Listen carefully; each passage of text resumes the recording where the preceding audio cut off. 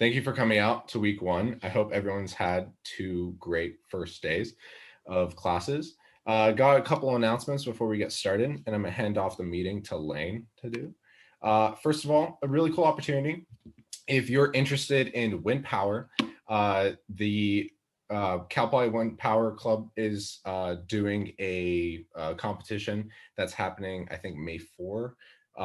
And they're looking for business people. So if you're interested in developing your skills and finding initial capital costs, annual operating expenses, you can see the list. I don't need to say it out loud. There are general meetings every Monday at 7 p.m. The Zoom link is posted over there. If you want to take a picture, I know it's weird to like write it down or something. Also, their Slack and email are posted. This is a really cool thing. So I highly suggest if you're interested in getting involved with like energy and power, like industry stuff like that, really take advantage of this. I'll leave that up there for like a few more seconds if you want to get a picture of it, and then we'll keep going. All right. And another opportunity, but to join the best club on campus. If you're interested in being in our associate board, which is our junior board, applications are now open. I will put a form in the chat to fill that out. This is a great opportunity. A bunch of our associates are here now. If you want to reach out to them and know what the opportunity is like and what it's like being an associate, feel free to reach out to them or reach out to us. Just there in chat and we can refer you to someone. This is a great opportunity. CPE is a place to be. And so, I mean, y'all are here on a Tuesday, so I guess you like it. One other opportunity that I don't have a slide for, so I'm just going to throw out there. If you have a startup and want to pitch your idea here, either if it's for you're looking for teammates or you're just trying to get some feedback, here is a Google form. We allow people to, it says no longer, okay, I will fix that. I'll get that fixed. So if you have thank you, Michelle, for letting me know. If you have a startup and you want to pitch it here, looking for teammates, looking for, some feedback, we allow people to pitch for a couple minutes every Tuesday. And so if you want to take advantage of that opportunity, here is the link for that one. And so that is all I have today. And I'm going to pass it off to Lane to introduce our speaker for the day. And yeah, take it away, Lane. The meeting is yours. Yeah, guys, today we have the founder of Hydroflask, Travis, joining us. Super excited. Travis, I'd like to start this meeting off asking you some questions just to get the ball rolling. People, if you want to leave questions in the chat, please go ahead. We'll get to those at the end of the meeting. But Travis, I want to start off asking you about your life before Hydroflask. When researching you, I found that, correct me if I'm missing anything, but you were a boat instructor, or a boat captain, a dive instructor, a dive master, and a commercial airplane pilot. Do you feel like this unconventional background helped you become successful in any way, or do you feel like it only came at your detriment since you lacked practical business experience? I love it. This is so cool. I get to see into everybody's world on a Tuesday evening and get to watch the college life. This is so cool. Thank you guys so much for having me. I think it was absolutely beneficial. Yeah.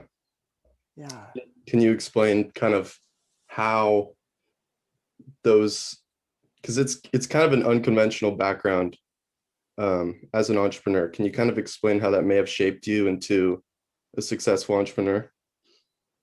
Well, I think being in situations that were like maybe dangerous in scuba diving and in boating, like we'd have fires or people would drown or have a heart attack. And I had people who on a different boat, they were parasailing and got killed. And so I think being around that kind of non-standard life all over the planet early on, and then flying airplanes and being like, well, if the engine catches on fire, like we're fucked. And so excuse my language. And so being on the ground and doing business, it's like, Well, we're cool. The engine's not on fire, you know. So Yeah, I guess it kind of it. Yeah. it's probably the ability to risk tolerance, if I were to guess, or to tolerate risk. Mm, mm. What was really the turning point for you? What made you want to pivot careers and start Hydroflask? Was there an aha moment, or was being an entrepreneur something you kind of aspired to be?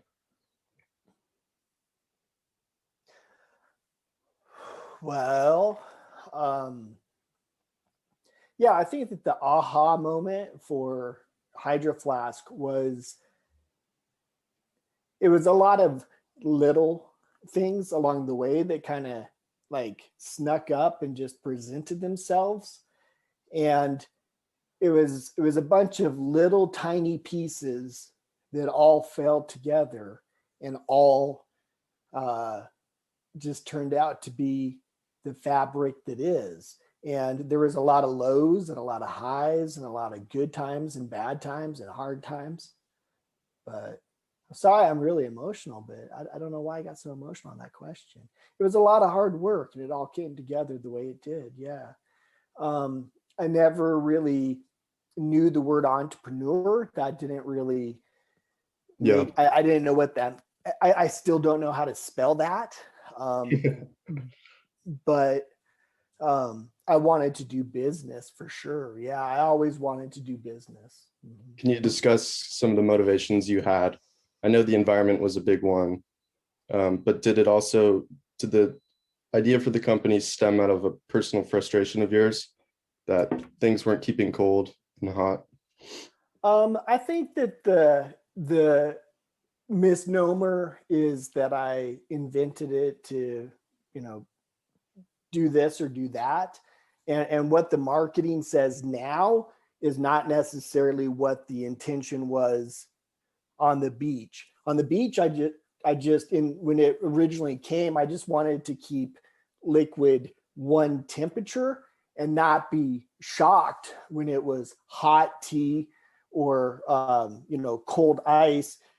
I'm sorry. I wanted to be. I wanted it to be a neutral temperature, I should say. Okay, and so it kind of came as a shock that it was like hot or cold, even though you couldn't feel it. And I think that initial kind of trip that just people's minds had never held something like that before. Now it's very common, but back then, we'd go out surf, come back and you pick it up and it's hot, it's hot, so you don't drink it. Or if you get into the truck in the wintertime and in Oregon, you pick it up, it's frozen, it's cold. And when we got the double wall vacuum insulation for the first time, it was like a head trip, and it was just awesome. Yeah, and you got your original inspiration out of a thermos, right? My grandpa had a.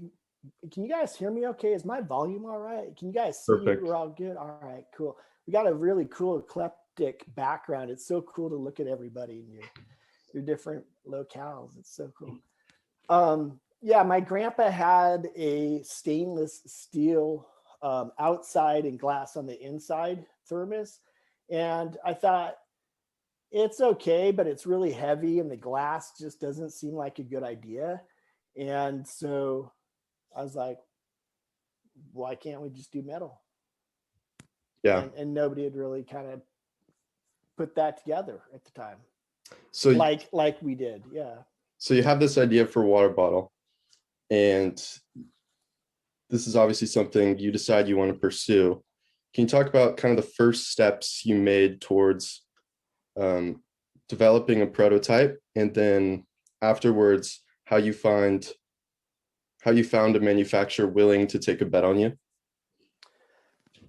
Yeah, so we didn't we didn't have like this resources that we have now. We didn't have, like, we had Google, but it wasn't really popular in China, so you couldn't really find factories through Google back then. And like the best we had was phone books for Hawaii that could get us to somebody who maybe was Chinese, and they could maybe help us get to other family members in China who kind of knew people. And it was kind of bush league early on, it was like coconut telegraph kind of. And we used to send faxes, which you guys probably don't know what a fax is, but you'd write on a piece of paper, or if you're fancy, you could type on a typewriter, and you'd rip it off and put it on this old school like printer looking thing, and you hit scan, and it like makes all these beeping and whirling sounds, and it shoots off that paper to the far side of the world. And then like 4 days later they get it and they translate it, and then like 8 days later they respond, and then 12 days later it shows up. I mean, I can't remember the time, but it was archaic. It was difficult. It's not like it is now. Yeah. But sure. Perseverance works. Yeah. So this first manufacturer takes a bet on you. You went to a fair, correct, and started trying to sell them. And you realized that people were interested in it. Can you talk about kind of how much of a turning point that was for you and your co-founder? Yeah, I mean, we found a factory who was like, well, I guess so. And we got 2 prototypes. One was 18 ounces and the other one was 21 ounces. And we just took pictures and just gave it. I put ice in it and we just hand it out to everybody and just see what they thought. And just people were like, yeah, that's cool. And but the factory was like, nah, it's not going to work. they didn't think it was going to work. And so I was like, well, you make them and I'll sell them. We'll see what happens. And they did. They worked. Yeah. But did that answer your question, or was there a part of it? It did. It's a great story. Cool. The one other story I read of yours that I think everybody should hear is, in one interview you mentioned, quote, "I was beginning to draft up a 'we're going out of business' letter, and then the phone rang." Can you discuss the context and importance of this story for the guy who called you willing to extend capital? Yeah, that was a tough day. Yeah. And it was also one of those most like what the fuck? Yeah, I thought that, so I got a call. So I had drafted up this letter that this was on a Wednesday. And I drafted up this letter that on Friday we were done with business because we didn't have any more money and we had to let everybody go. And I'm sitting there typing and the phone rings and it's the front desk. And she goes, "Travis, there's this guy here who wants to see you." And I was like, "I don't want to see anybody. Thank you." And she's like, "Okay, cool." And she hung up. She called back 5 minutes later. She's like, "Travis, he's not leaving. He really wants to see you." And I was like, "Well, is he here for work? Is he here to repossess something? Is he here to, like, what's he doing? What's the story?" And she's like, "Just come talk to this guy for me." And I was like, "Okay, cool." So I went forward, not knowing what to expect. And he comes out and he's like, "Travis, I want to work here." And I was like, "I'm sorry, we're not hiring." And he goes, "I want to work here." I'm like, I'm sorry, you probably need to leave now. We're not hiring." And he's like, "Well, let's just talk a little bit." And I was like, "Oh shit. Okay." Cause I said yes. And I was like, okay, now I know I'm going to buy whatever he's selling. This guy's good. And so we go into the conference room and we start chatting, and he's like, "Yeah, I want to work here really bad." Or badly. I don't know what the correct grammar is. I'm sure he used it. And I was like, "I'm sorry." And finally he broke me down and he says, "Well, why are you not letting me work here?" I said, "Well, because to tell you the truth," and again, this was Wednesday afternoon, like probably about 4:00. I was like, "Friday, we're done." And he had lived in Hawaii and I'd lived in Hawaii, and he's like, "Pow?" I was like, "Pow." He's like, "Fuck." I was like, "Yeah." And he goes, well, what do you need? And I was like, $1 million. And he goes, okay, if I give you $1 million by Friday, could I work here on Monday? And I was like, yeah. And I thought he was crazy. And then Friday, and I completely forgot about him. Friday morning comes and the phone rings and she's like, Travis, you got this guy here. I was like, oh, it's not that same crazy guy, is it? And she goes, no, but he says that he's with him. I was like, oh shit. Like now we got two crazies. And I went up to meet him and he's like, cool. And he's like, well, what do you need? You know, I told him kind of where we were. We'd been selling so many bottles. We ran out of money because we did really well. And he's like, well, what do you need? I was like, $1 million. And he goes, okay. And he took out his checkbook and he wrote a check for $1 million and he handed it to me and it cleared. Yeah. Must have been one of the greatest days of the Hydroflask history, I'm sure. I guess that's a lesson, everybody, to never give up on your dreams and your vision. I love that story, and I hope everybody is motivated by that. I was wondering. They don't put that on the website, do they? No, they don't. I want to get to some of the audience's questions, but I've got one last question for you. We always ask our speakers what advice they have for young entrepreneurs. Is there anything that you'd like to share to a young group like us that may advise or guide us in our future careers?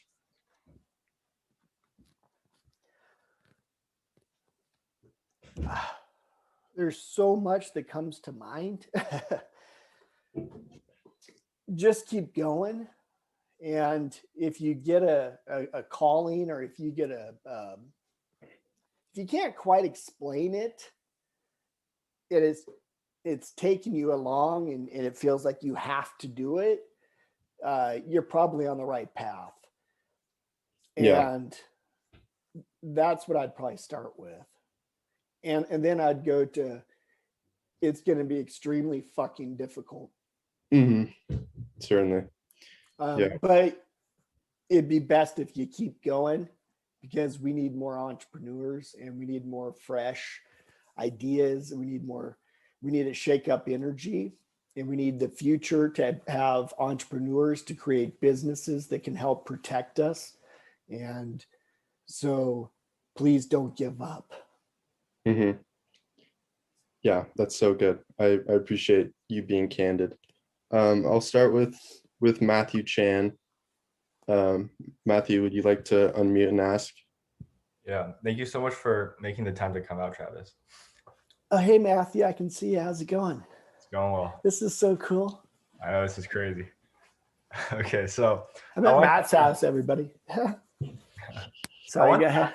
How did you get your team through hard times and keep them motivated? Because I'm starting something of my own right now, and I run into this problem a lot, I say, where I have more motivation than my teammates do.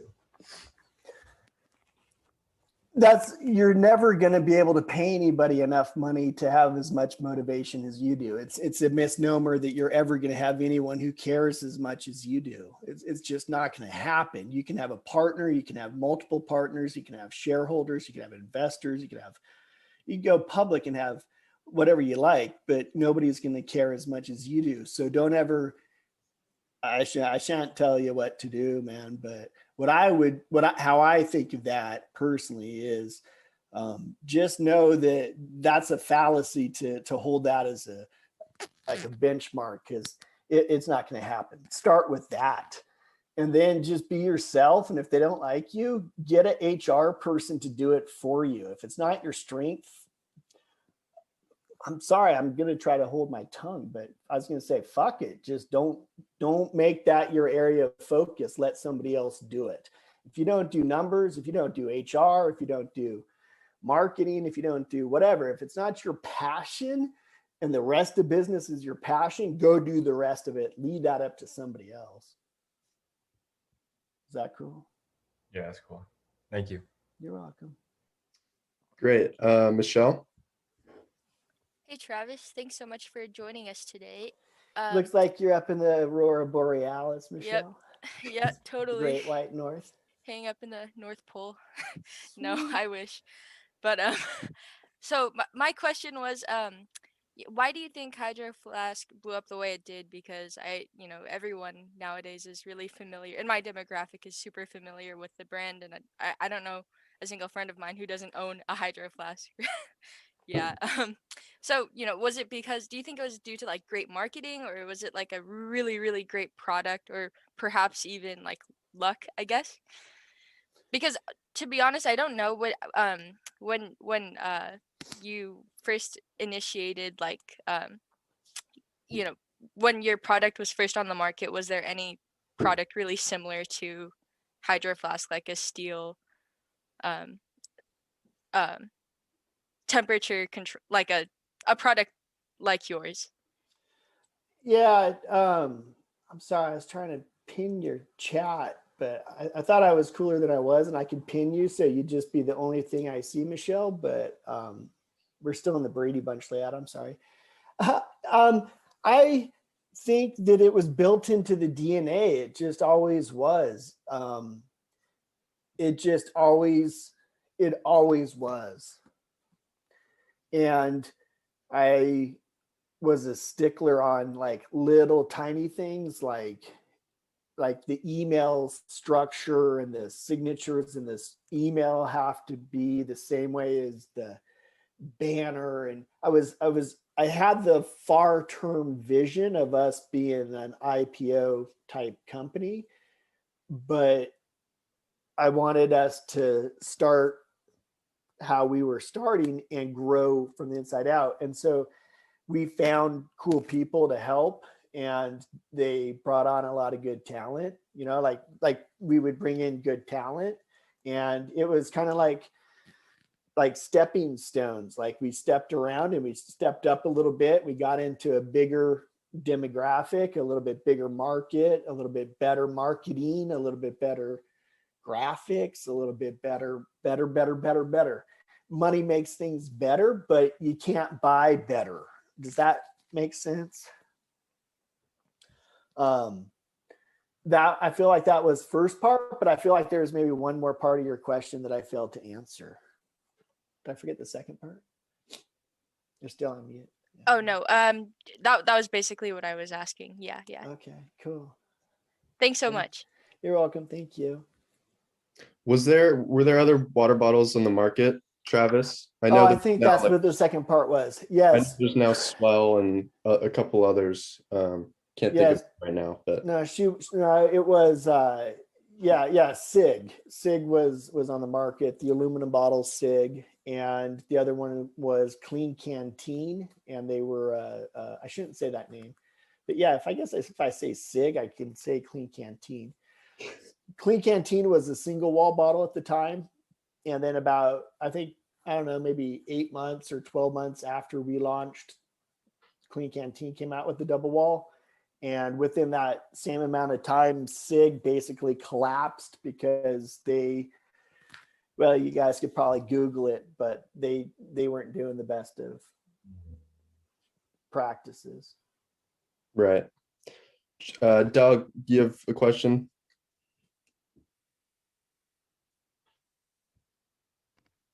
Yeah.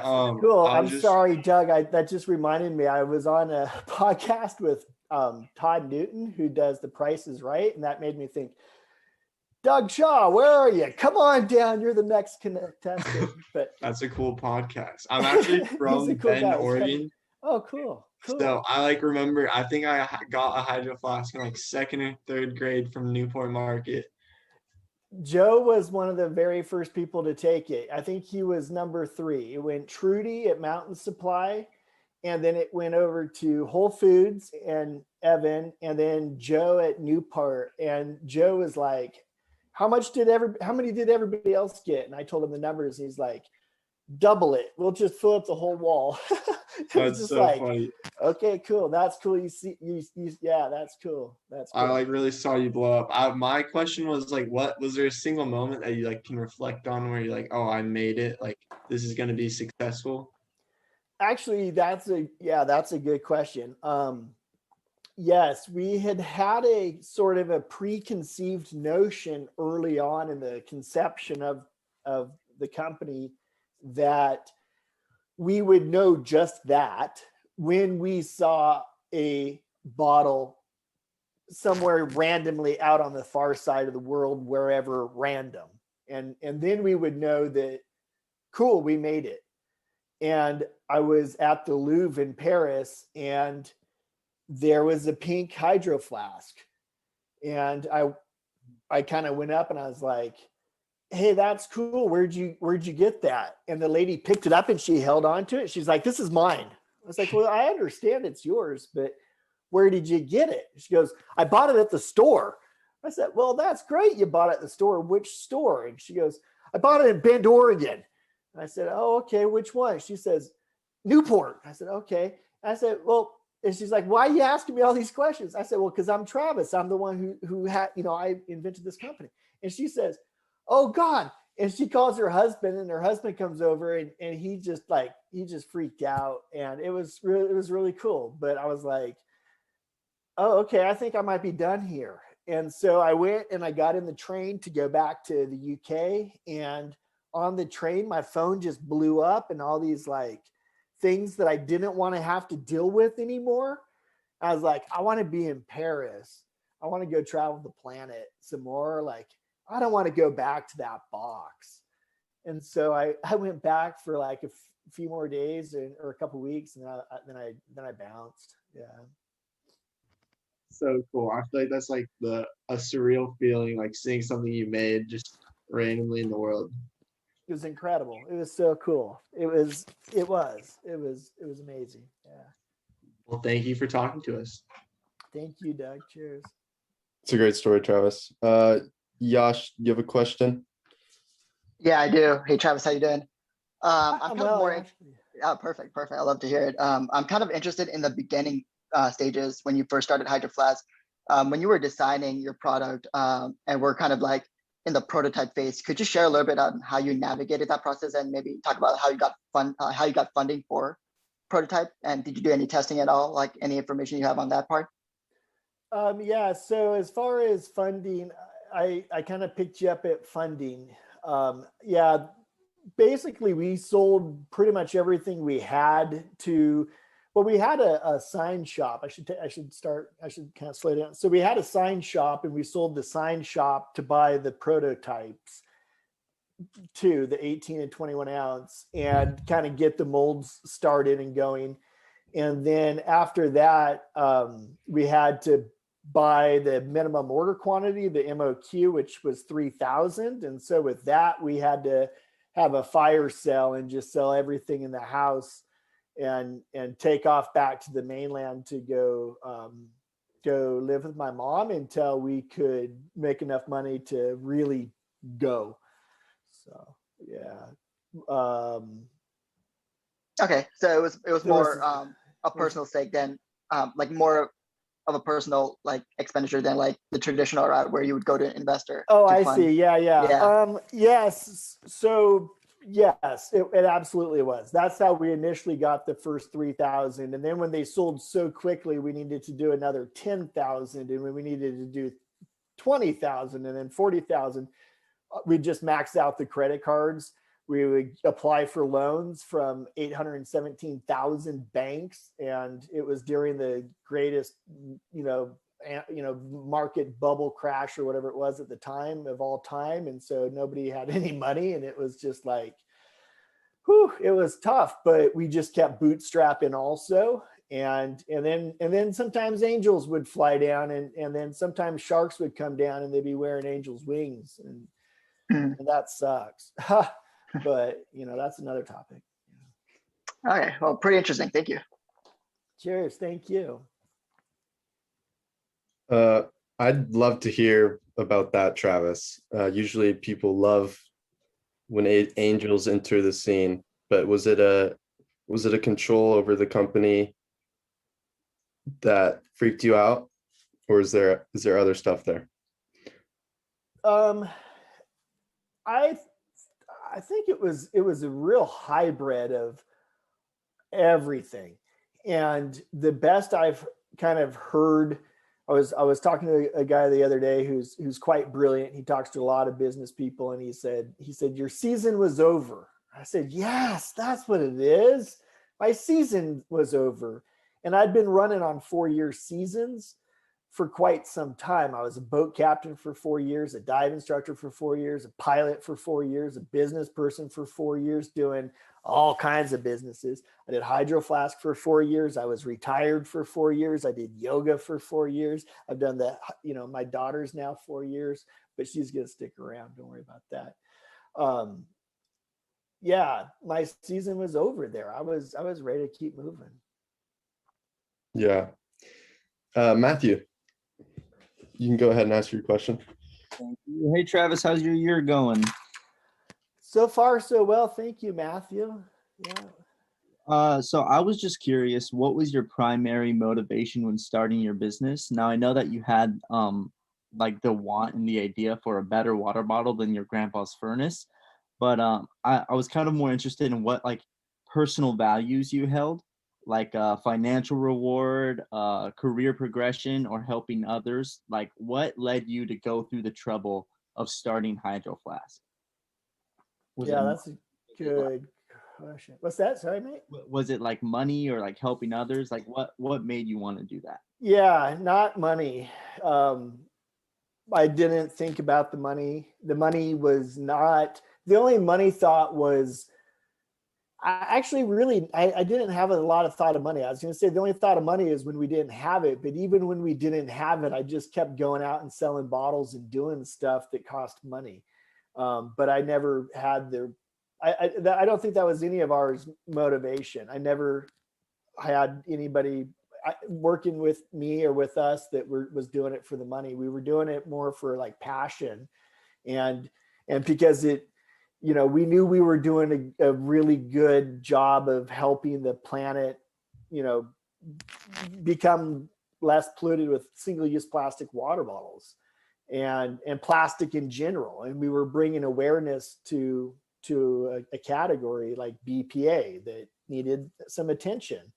And we were keeping plastic out of the water. So we were all doing good. And it just, even when it got tough, we'd get these really great letters from fans and admirers. And they'd be like, I lost 20 pounds because I'm drinking water instead of diet pop, and we'd be like, oh, okay, good. Even though we're having to work, even more hours this week, we can at least know that we made a difference, and it was just kind of those little progressions that just kept us moving forward, I guess. Yeah. And yeah, never for money though. No.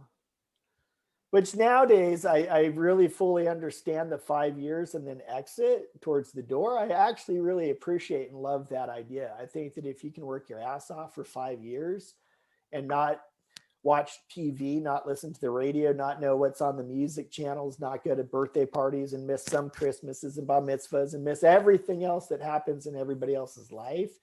You're missing elections, you're missing the ball games, you're missing all of that because you got your head down and you're working for 5 years straight, and then you exit with enough money to take off for another 10 or 100 years. Or what if you could have generational wealth? Is it worth it to take 5 years off and go do that?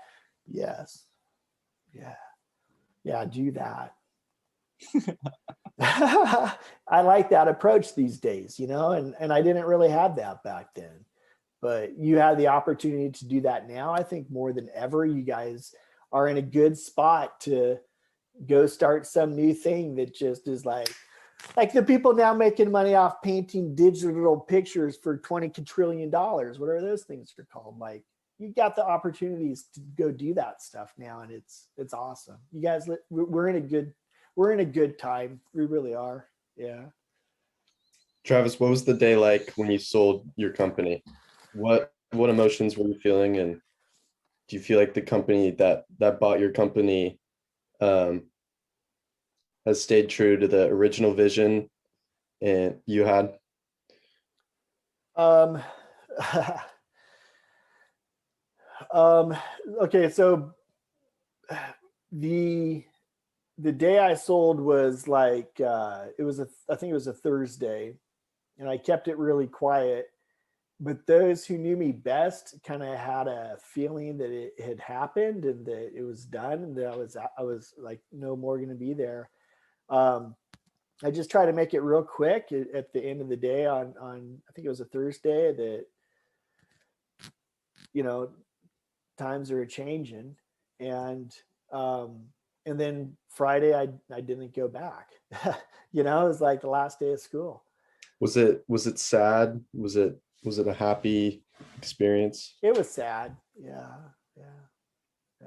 And I guess, like I knew we had a good feeling that we were going to be okay, that it was going to continue on in a good way.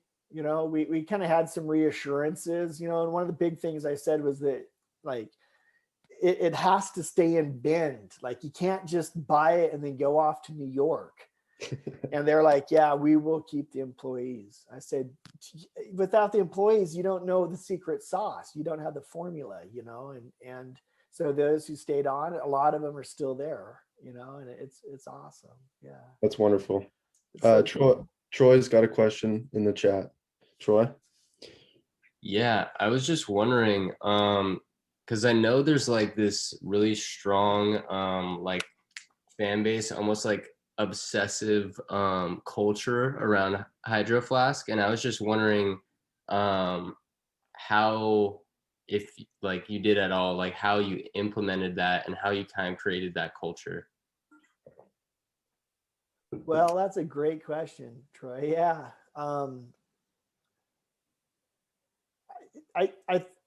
I think that there's 100,000 little things along the way that happen to create that. A lot of the like consistencies that I talked about earlier, where your signature and the banner and the side of the building, the side of the truck, the side of the box, everything looks exactly the same. We're just creating a mirage that it's always been the company, and this is marketing, and this is, sales, and everything is as long as the copy is the same and the Pantones are the same and we're always the same company, and we're doing good. I mean, like, that's just that goes without saying. Like, if you're doing good for good sake, if you're being good for goodness sake, the world will pick up. The word will also pick up. The energy will pick up. And then and then it's just a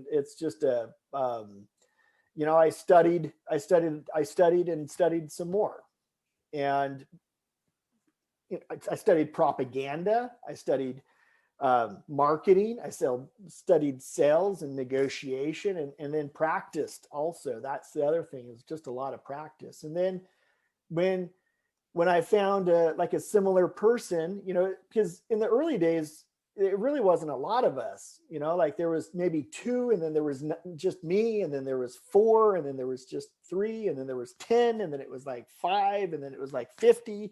And we were constantly, like, it was a breathing, living organ, not organ, that doesn't sound like organism. There we are. It was like a breathing creature, honestly. And it's awesome because it just started taking on life of its own. Yeah. And then you inject, $100 million into it, and that sure as hell doesn't hurt, right? Yeah. Awesome. Thank you. Yeah. Ed, go ahead. Yes, obviously, I personally don't think I've seen a lot of advertising for Hydroflask. Is that just based on where I am, or is that something that the company deliberately decided to do? It was a little bit that's a great question. It was a little bit of a hybrided. We don't quite have enough money to advertise where everybody else is advertising. So we took more of a guerrilla marketing type approach, which instead of going out and telling you how cool we are. We went out and we got all of your friends to tell you how cool we are, and that was a little bit because we didn't have the big ad agency money to go do it on our own. So what we did is we gave out t-shirts, we gave out hats, we gave out stickers, we gave out banners, we gave out free products, and we had a good product also, which is a massive part of it. People hadn't seen anything to that time like it. It was a brand new, holy cow, this is amazing concept. So we also had that going for us, And so, yeah, I mean, does that answer your marketing question? Yeah, absolutely. And just a quick follow-up. I noticed you took a sip there. It didn't look exactly like a hydro flask. What was that? This is called a model, MODL. And no, I don't actually drink out of the metal ones anymore. I started drinking, this is Model Outdoors. And I just absolutely love it. I think this is the best water bottle on the market, on the planet, for real. I really do. Oh, I love the honesty. Thank you very much. Yeah, you're welcome. Yeah, no, I don't actually drink out of the metal anymore since I got this silicone. It is absolutely incredible. Yeah, Model Outdoors. Yeah. That's great. Trevor? Hey, sorry I don't got my video on, but you kind of touched on my question a little bit with the last question. But yeah, I was just asking because I'm kind of stuck on the phase with a strict budget on making sure that I have like professional quality when it comes to like logo or like quality of my product and like maybe slogans or anything, websites, anything that has to do with my business. How could you make sure that you had professionalism going into your product without much of a budget? It's a very good question. It's a very common problem, right? Like, how do you get there from here? And there's so many different steps and levels between hither and yon. I despise the term fake it until you make it. And so, but there is a concept in it that I sort of appreciate. And so I've sort of re-articulate that as like, just become it. And then you just are, like there's a movie called Happy Gilmore where he gets the ball in the hole. He's playing golf and he gets the ball in the hole on the first shot. And he's like, it's so much easier when you just get it in the hole on the first shot. It's like, yeah, if you just become the best of what you're doing and you just are the best, and you let people know that you're the best and you're unbiased, bashedly the best, people will flock to it. And you treat them right and you give them what they want. You give it to them for a fair, honest, price and margin.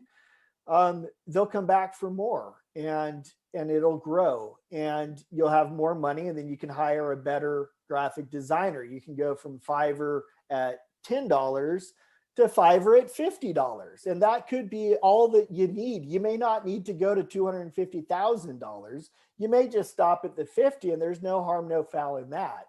In fact, I say perhaps the better to you. The days of charging $10,000 for a logo, oh, come on. That's ridiculous. We can get the same exact quality on Fiverr from the far side of the world. They're making a decent living. We're paying a decent price. And now we got a fucking awesome logo. Excuse my language again. It's so offensive. Does that answer your question though? Yeah, definitely. Yeah, because that's totally where I'm stuck at. I'm just going around trying to network as much as I can. Yeah, don't just think trying to about, find the people. networking thing. You don't get caught up in the networking thing. If it's not working, don't do it. And there's a lot of hype about networking. I didn't mean to cut you off or scold you. You're good. I'm sorry, mate. The networking is a very common catchphrase right now. Be careful of it. There's certain loops you can get yourself into that just suck all your time, and don't confuse productivity with busyness. You could be busy all day doing the bloody networking, but if you're not making any money, then why be doing it? If you can find people who can give you what you want, stick with them, treat them well, and then have a cyclical relationship where you're both giving and both taking, and then you can work really well together. As long as there's an even exchange of goods or services, like but all the just little one touches to all these people, like that shit takes time, dude. So quality over quantity. There you are. Boom, bingo. Cool. Quality over quantity. That's what I should have said. Perfect. Thank you. Next time. Mhm. On Vita, why don't you go ahead? Hello. So my question for you is, I was wondering if you had any mentors or advisors, and if yes, how did you find them, and what advice or goals did they help you accomplish? That's a great question. I would say quality over quantity. I almost got it right. But yeah, honestly, I did not have a lot of mentors, no. And I think that part of it was a lot of my businesses were like, I was in Florida for a number of years. I was in Bend a number of years. I was in Oahu for a number of years, in Maui. And so the businesses were all over the place. So during the times of those businesses, every human I came into contact with was in that world, right? And so if I had the sign company, I would only deal with the customers and the suppliers and the middle, everybody in the middle. And I didn't have a lot of mentors. There was really nobody from the outside, but I really didn't have time because I was learning from the people who were doing it, So I was talking to the supplier and saying, what's the best ink to do screen printing? And they're like, haha, you don't know? I'm like, no, I have no clue. I want to buy the best. Which one's the best? And they're like, well, this one. And then, you start negotiating, you start learning, and then they start taking a liking to you, and you pretty soon you learn how to do something, and I feel like I just got off topic. Oh, mentors. Yeah, no, I read a lot of books. I just failed, and I talked to people who did really well, and then I did really well, and I just kept going that way. I think mentors are great though, if you can get them. Yeah. But then again, like a mentor, I also could see that as a bad thing, because if you're only getting one mentor or one guru's lessons, there could be a whole nother realm that's on the outside of that you're missing. So try not to, lose sight of other options just because one mentor is saying this is the best book or the best movie or the best course or the best, meeting to go to. Like, check their work too. Like, always check everybody at the door. And, and the more successful you become, you really have to check people at the door even more so. You got to start. That's a whole nother topic. Okay. Did that answer your mentor question? Thank you. Yeah. Cheers. Thank you, Vita. Travis, we don't want to keep you past 7, but we've got 2 more questions in the chat. We'd love for you to answer. Thank you. Michelle? I was just curious if you had any role models that you look up to, or if you had any role models that you looked up to during your time as a founder. That's a good one, Michelle. No, not really. We had like Sam Walton book, Made in America. Is that an oxymoron? If I ever heard one, that's what it's called though, isn't it? Sam Walton, Made in America. That's an oxymoron. My God, that man got away with an oxymoronic title for his book. That was one. Yvon Chouinard, Let My People Go Surfing, was a good book. He talks about 1% for the planet and things like that. He was a big role model of mine, Yvon Chouinard. The founder of Tom's Shoes was another kind of one of those cool, like, in Keen. Wait, not Tom's. Did I say Tom's? I meant Keen. Did I say Keen? Tom's. Can we just edit that whole last thing I said out? I said, You said Tom's. I did not mean Tom's. I didn't mean Tom's. I meant Keen. Oh, okay. So sorry. Tom's, when I was in Africa, they said that Tom's would screw up the feet that had never worn shoes before. So it's like you're giving these cheap ass shoes to these kids that have never worn shoes, and now their whole skeletal systems are all whack. A whole other topic. And then Tony Hsieh had Delivering Happiness. That's another one, Michelle. Yeah, Awesome. Thank you. you're welcome. We're going to end on this question. Ed, why don't you go ahead? Yeah, well, first of all, once again, thank you so much for joining us. Yes. It's really appreciated. And you answered it pretty well with Michelle's question, but I'm just wondering, you know, there's a lot of books behind you. What's kind of been the most influential to, you know, your life of success, and, you know, if they're any different to the ones you just mentioned? Yeah, good. I would, The Millionaire Mind, The Millionaire Next Door, The Laws of Success by Napoleon Hill. The Shoe Dog, Phil Knight story was a nice one. Awaken the Giant Within. Yeah, it is. It's Sam Walton, Made in America. That cheeky title. One Simple Idea is interesting if you're going to be looking to license. The Art of War, The Godfather, The Fountainhead. Like, I spaced off there for a second. Hey guys, I forgot you're all here. Yes, does that help, Ed? Is like, and also I would say whatever you're doing at that time. So if you're going into marketing, get the Idiot's Guide for Marketing. Get the Dummy's Guide. These are, you know, it's like the Idiot's Guide to Flying and Gliding, consulting, juicing, quantum physics, parenting, Buddhism. Start at the very, very basics. Just get the introductory once over, you know, sort of get the 40,000 feet view of the topic and get the glossary of terms. That's another big one. If you can understand, if you're going into negotiation and there's a couple terms that people are going to be using, you want to know those terms. If you're going to go into the airline industry, you got to learn those terms. You got to talk like the people on the inside of that circle. And so start with the very basic books on that topic.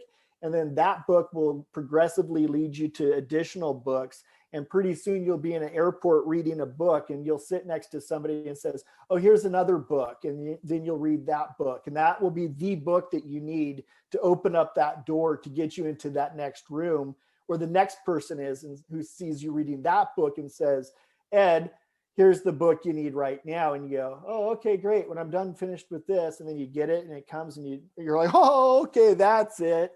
And that's how they come. Wonderful answer. Yeah, thank you once again, Travis. Really appreciate it. Cheers. You're welcome, Ed. Thank you.